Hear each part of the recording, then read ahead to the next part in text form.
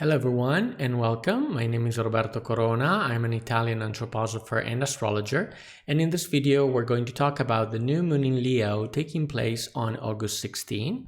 So as you may know, I like always to start with an image of Archangel Uriel because this power is, according to anthroposophy, the archangel ruling the summer season. And in this regard, Uriel is very important because he reminds us to stay awake against our shadow, our double. And since this is going to be activated by Lilith in this sygyzy, his presence is definitely very important to counterbalance these forces. So as you can see, we had some changes in the sky that happened during the last 2 weeks. We have, first of all, the conjunction between Jupiter and Uranus here. This conjunction is very important, but it is not going to perfect. It is going to reach its peak in late August, but then Jupiter is going to turn retrograde, so this conjunction is not going to perfect. Another conjunction that is basically going to do pretty much the same thing is that between Mercury and Mars.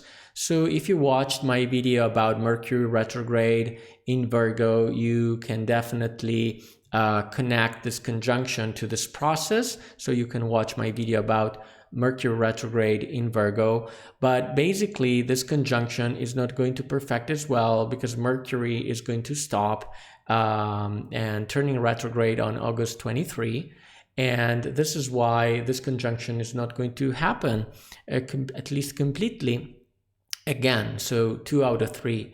Now, the third conjunction that this chart features is the conjunction between the sygyzy, the new moon here, and both Venus and Lilith. And we're going to talk about it. It is in particular, Venus is making an inferior conjunction with the Sun. And this means that astronomically, the Sun, Venus, and the Moon are aligned this way. So this is a new moon, and what does it mean? As you may know, the new moon represents the beginning of the process of a manifestation in particular of the etheric forces of the Earth. So we can imagine these etheric forces gradually approaching the Earth sphere as the waxing moon turns slowly in the full moon. It's a gesture of inhalation of these etheric forces that are bringing down, manifesting basically all that is to be accomplished in the physical world. And for this reason, the new moon can be seen as a sort of cosmic seed. And this means that it is a good time to sow, to get things started. And this seems to be, in this regard, being a new moon in Leo, which is a fire sign, the first truly strong-willed sygyzy, the first new moon of the summer that is going for it, so to speak. Because so far we had sygyzys that were a preparation, so to speak, or they were more contemplative. And this is the first new moon that is basically focusing on action completely, at least. So this process of manifestation will reach its culmination with the full moon in Pisces happening on August 31. So the sygyzy is here at 23 degrees Leo, and we mentioned that it is taking place on Venus and Lilith. And the event, of course, is ruled by the ruler of Leo, the Sun, which is here in its domicile. And as you can see from the perspective of the cosmos, the outer cosmos, the sygyzy is taking place on the starry image of the lion, and in particular the lion's head, and we're going to see what it means.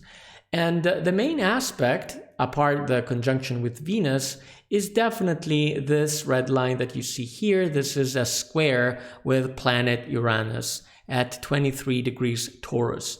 And it is a partile square, meaning that it is exact to the degree. And this is very, very important since it is going to color overall this process. Now, Uranus in turn is making a trine with Mars and Mercury as well here, and we can expect martial forces to fuel this Uranus that is going to affect back the sygyzy.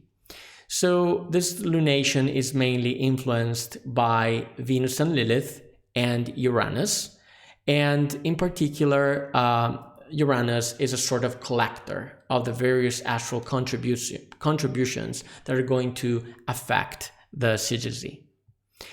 Now, let's take a look at the meanings of this chart. Now, first of all, on a physical level, as we said, this is a new moon, and this is the first real strong-willed new moon of summer. So prep time is over, and we are supposed to be flowing into action through the lion's will. Now, what's the lion's will? They are forces of self-expression. Leo is all about our personality and the manifestation of our personality, also of what we bear inside, our heart and creativity, and they are forces through which we shine. We show ourselves for who we really are, right? And this is influenced by Venus, and Venus is the goddess of love, and this means that she directs our intentions towards everything we love, towards pleasure, everything that we also consider worthy of our love, since it's Venus in Leo, everything that we like and we haven't allowed ourselves to get so far. And of course, this has to do with the Venus in Leo retrograde process, which is a complex process, so you can watch my video to learn more about it. Now, this impulse of the will, colored by the goddess of love, is creating tension with Uranus. And this means that the sygyzy is colored with a Uranian forces.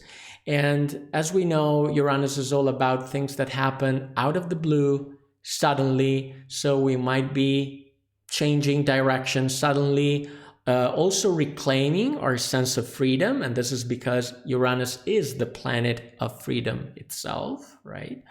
And we have this desire also to reclaim what is rightfully ours. Why is that? Because there's another aspect involving the sygyzy, and that's the square between Jupiter and Venus specifically. So as you know, Venus, she is the ruler of Taurus. Jupiter is in Taurus, and in her process, we discussed about this in the Venus retrograde video. Venus, she is going to make 3 squares with Jupiter, right? And this has to do with us reclaiming this abundance represented by Jupiter in Taurus, and that's definitely a keyword for Jupiter in Taurus, abundance. We're claiming this abundance back because we've been reevaluating what's important for us, and this is what Venus retrograde in Leo is doing. Now, on top of that, we have Jupiter in conjunction with Uranus as well. We mentioned that at the very beginning. And, whenever Jupiter is making a conjunction with a planet, it is basically expanding, amplifying this planet. So usually Taurus is definitely about stability, but not with Uranus. The stability of Taurus is shattered through this combination. Jupiter is basically expanding the revolutionary effects of Uranus in this sense. So we are going to follow our instincts. We are going to embrace this impulse of a strong will. And because the intervention of Uranus fueled by Jupiter is going to bring to this will a sort of, an effect that is going to change things quickly, basically. Now, on a more soul level, we can definitely say that this is a very passionate sygyzy, especially because we have with Leo fixed fire, right? But we also need to add to the equation, again, the fact that this is a new moon, and a new moon is a dark disk that you can see here down below. And basically, light usually is a symbol for consciousness and thinking, whereas darkness is a symbol for the will, for action. And on top of that, not only we are suddenly going for it, but we have this conjunction between Sun, Moon with Lilith, the astronomical apogee, and the archetype of Lilith in astrology, of course, introduces us to the shadow side of our unconscious world. And why is that? Because Lilith is the point of maximum distance between the Earth and the Moon. So in this regard, it is far away from us, and it is lurking in the shadows, so to speak. So this Lilith, which is definitely a feminine archetype, is in conjunction with Venus.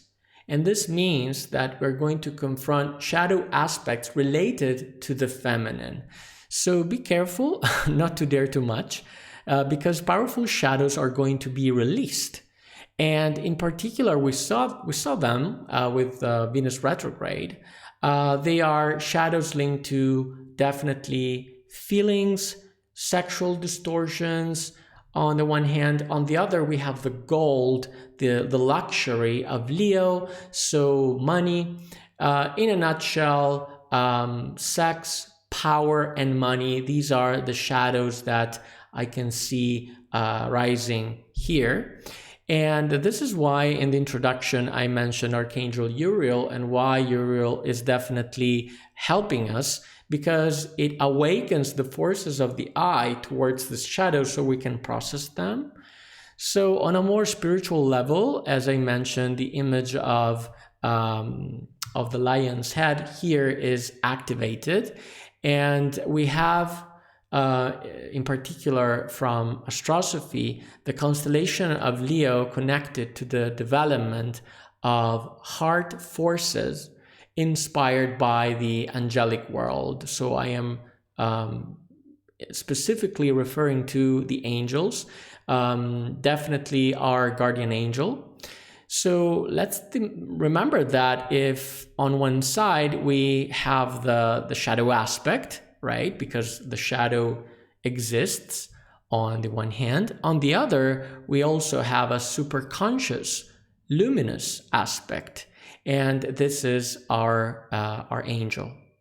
So basically, on a spiritual level, we have, with the image of the lion's head, the counterpart of Lilith. So this means that these shadows that are going to be hopefully transformed by the light of our eye, our ego, are going to be offered up to our angel as a transformed soul, a transformed astral body, as we say in anthroposophy. And the transformed soul, the transformed forces of the astral body, they become the spiritual self, which is a part of the human being that it is in touch, in deep connection with the realm of the angels. So this allows us to develop, of course, true heart forces, which are Christ consciousness forces related to the heart chakra. So in this regard, you can see Rudolf Steiner's 6 exercises for the development of the heart chakra. But summing it up, this sygyzy is basically telling us to embrace the strong-willed impulse of the first new moon of summer, which is focusing on action, not being afraid to confront our shadows represented by Lilith, also processing the Venus retrograde dynamics. And by overcoming our shadows, we can develop angelic forces of the heart and to connect more to the Christ consciousness. So thanks for watching. As always, if you enjoyed this content, please like this video, subscribe to the channel, and turn on the notification bell not to miss out on future astrological insights. I am Roberto Corona. See you in the next video.